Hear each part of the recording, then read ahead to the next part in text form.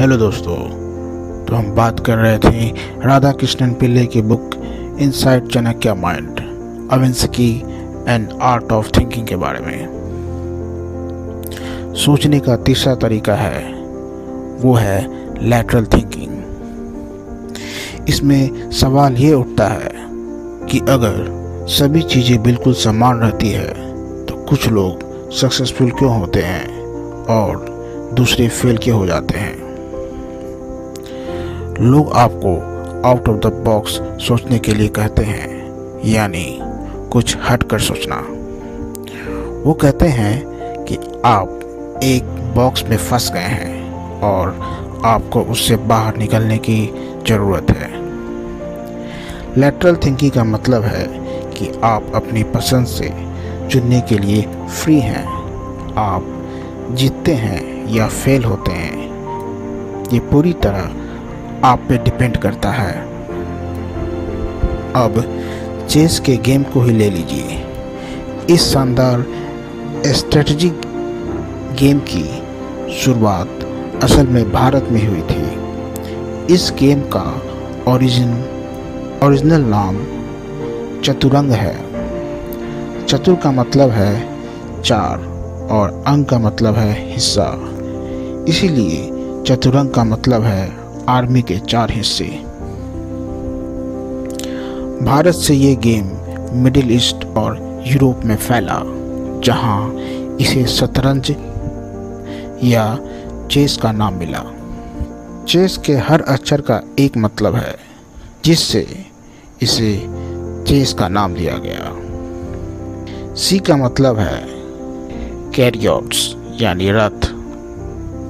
H का मतलब है हॉर्स यानी घोड़ा। ई का मतलब है एलिफेंट यानी हाथी और डबल एस का मतलब है सोल्जर यानी सिपाही। चेस में दोनों प्लेयर्स को सब कुछ सेम दिया जाता है, यानी समान चेस पीसेस जैसे घोड़े, हाथी, सिपाही। हर पीस को एक खास पोजीशन पर रखा जाता है और हर पीस की अपनी अलग अलग चाल होती है। अब जहां हम लैटरल थिंकिंग को साफ साफ देख सकते हैं, दोनों ही प्लेयर्स के पास समान फायदे और नुकसान होते हैं। कौन सा प्लेयर किस स्ट्रेटजी का इस्तेमाल करता है, उससे फर्क पड़ता है। ये सोच उसके पास जो पीसेस है उसे जीनियस तरीके से इस्तेमाल करने के बारे में है। इसी से वो सक्सेसफुल होता है। लैटरल थिंकिंग हर इंसान और कंपनियों पर भी लागू होती है। सभी चीज़ें समान होने के बाद भी जो कंपनी लॉन्ग टर्म के बारे में सोचती है, अपने यहाँ काम करने वाले लोगों में इन्वेस्ट करती है, रिसर्च और प्लानिंग में विश्वास करती है, वो ही विनर बनकर उभरती है। लेकिन जो कंपनी सिर्फ क्विक प्रॉफिट पे ध्यान लगाए रखती है, बार बार एम्प्लॉइज को काम से निकालती रहती है, वो फेल हो जाती है। मान लीजिए कि आपके पड़ोसी में एक बच्चा है जो आपका दोस्त है और आपके साथ ही पला बढ़ा है,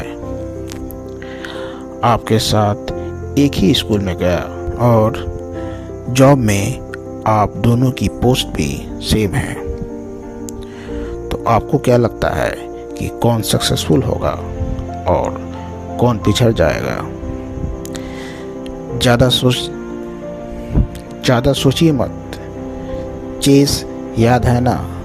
तो इसका राज है कि ज़िंदगी में कौन सा बेहतर स्ट्रेटजी का इस्तेमाल करता है, वही विनर होगा।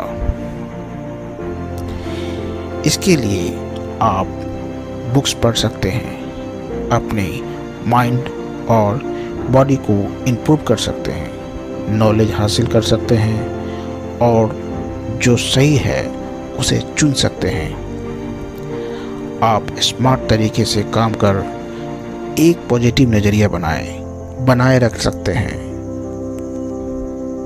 आपके पास जो कुछ भी मौजूद है उसे अगर आप बेस्ट तरीके से इस्तेमाल कर अपने पोटेंशियल को बढ़ाते हैं तो आपके फेल होने का सवाल ही नहीं उठता। धन्यवाद।